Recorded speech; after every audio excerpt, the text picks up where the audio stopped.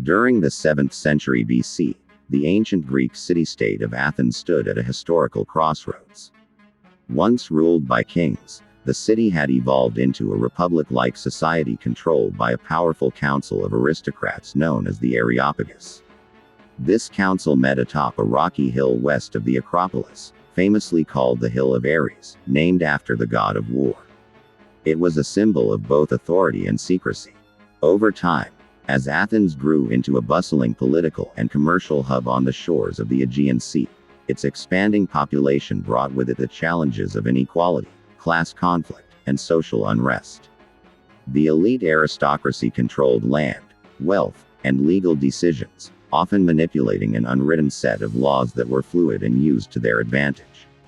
Ordinary citizens, especially the poor, were left in the dark, both figuratively and literally, about the rules that governed their lives. With no codified legal system, justice depended on the whims of judges, who routinely favored the rich. This manipulation of legal authority bred mistrust, resentment, and rebellion within Athenian society.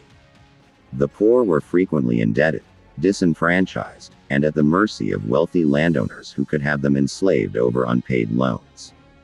Fearing that the growing tension could erupt into violent revolt, the ruling aristocrats decided to take a radical step. They chose to abandon the traditional oral legal system and commission a written code that would apply to all citizens. This was a momentous shift in governance, a decision to make law visible, known, and consistent. To achieve this, the Areopagus selected a man of noble birth and unquestioned authority, Draco. A mysterious figure in Greek history, Draco was said to be a descendant of King Codrus, the last mythical king of Athens. Though little is known about his early life, what is certain is that Draco was trusted by the ruling class to restore order, assert authority, and codify law. Why Draco was chosen specifically remains a matter of speculation. Some believe he was already a member of the Areopagus. Others argue he was simply a figurehead tasked with defending aristocratic privilege. Regardless, Draco accepted the commission and embarked on one of the earliest legal reforms in Western history. For 3 years, he worked on developing a comprehensive legal framework.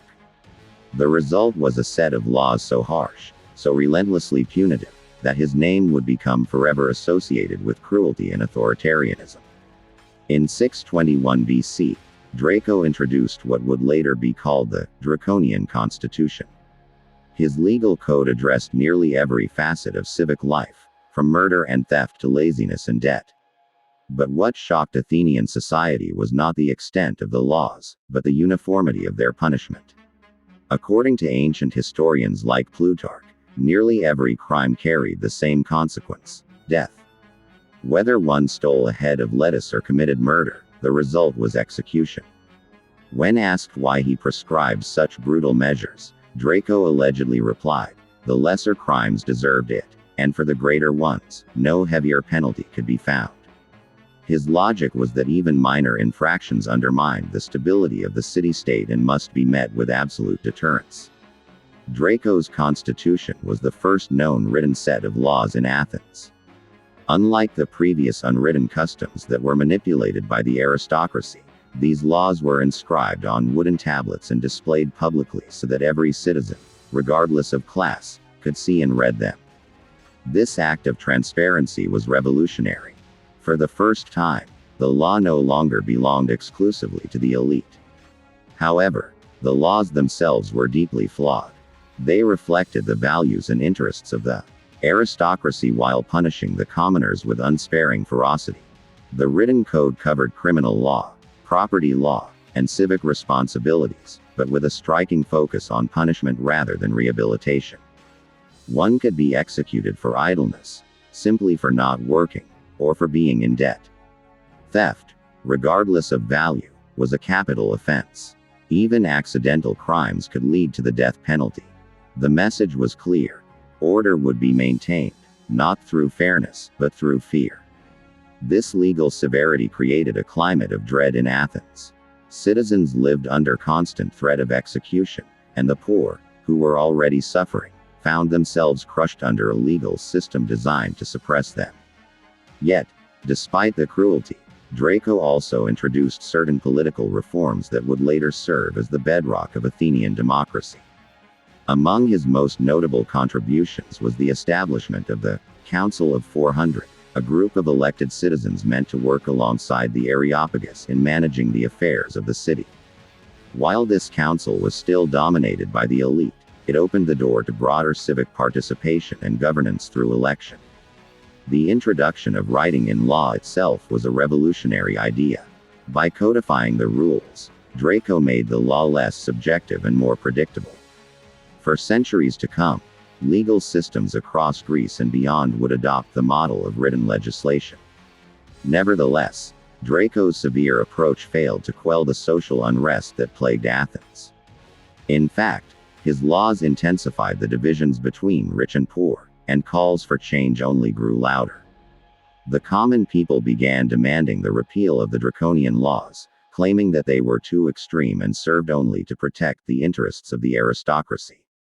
Over time, public resentment toward Draco himself also grew. He became a symbol of tyranny rather than justice. His presence in Athens became unwelcome, and he was eventually forced into exile. He spent the remaining years of his life on the island of Aegina, far from the city whose laws bore his name. Ironically, Draco's supporters among the elite continued to celebrate him. According to legend, during a theatrical performance on Aegina, a group of wealthy admirers threw so many cloaks at him as a show of appreciation that he suffocated to death under the weight. His strange and tragic death seemed a fitting end to a man who had sought to impose suffocating order through the force of law. Meanwhile, back in Athens, the failure of Draco's legal reforms prompted a new wave of political transformation. By the end of the 7th century BC, the city was still plagued by economic disparity, civic unrest, and legal injustice. The aristocrats, realizing the need for a more balanced and humane approach, turned to another lawmaker, Solon, a man whose name would come to define the dawn of classical Athens. Around 594 BC, Solon was appointed as archon, the chief magistrate of Athens.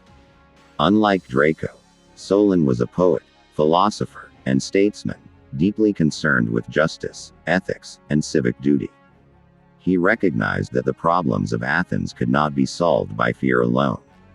Upon assuming power, one of his first actions was to repeal most of Draco's laws, preserving only those concerning homicide. These were among the few provisions seen as necessary and just. Solon abolished debt slavery, restructured the economy, and expanded political participation to include more citizens. Under his leadership, the class-based privileges of the aristocracy were curbed, and new opportunities for social mobility emerged. One of his most lasting contributions was expanding voting rights to all freeborn men in Athens, regardless of wealth. In doing so, Solon set the foundations for what would become the world's first democracy. Yet, even as he built this new political system, he acknowledged the groundwork laid by Draco. Without Draco's initial codification of law, however brutal, there would have been no framework upon which Solon could construct his reforms. Draco was a necessary step in Athens' transformation, a harsh correction that revealed the flaws of authoritarian control and cleared the way for more humane governance. In the centuries that followed, Athenian writers and philosophers looked back on Draco with mixed emotions.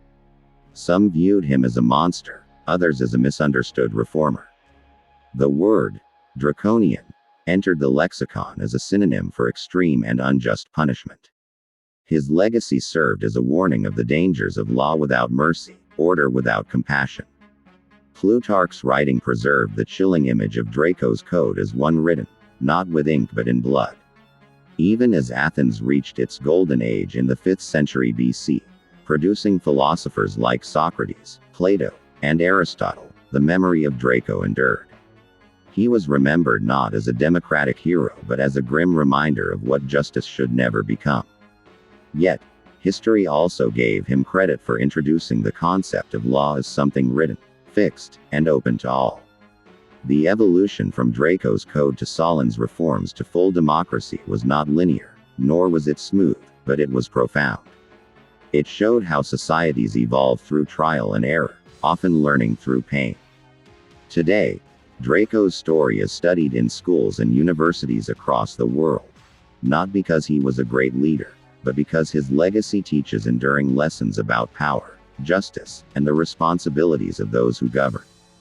Through cruelty and controversy, he inadvertently helped light the path to freedom. The paradox of Draco is that a man known for severity became, through unintended consequence, a stepping stone to democracy. In a world still grappling with how to balance security and liberty, his story remains as relevant as ever. The tale of Draco is not just a story of a lawgiver. It is a mirror reflecting how civilization learns to grow. Sometimes the darkest laws give birth to the brightest freedoms. Sometimes the most feared names in history serve as the foundation stones of progress. Draco's laws were buried long ago, but the legacy they helped shape still lives on in the democratic institutions of the modern world.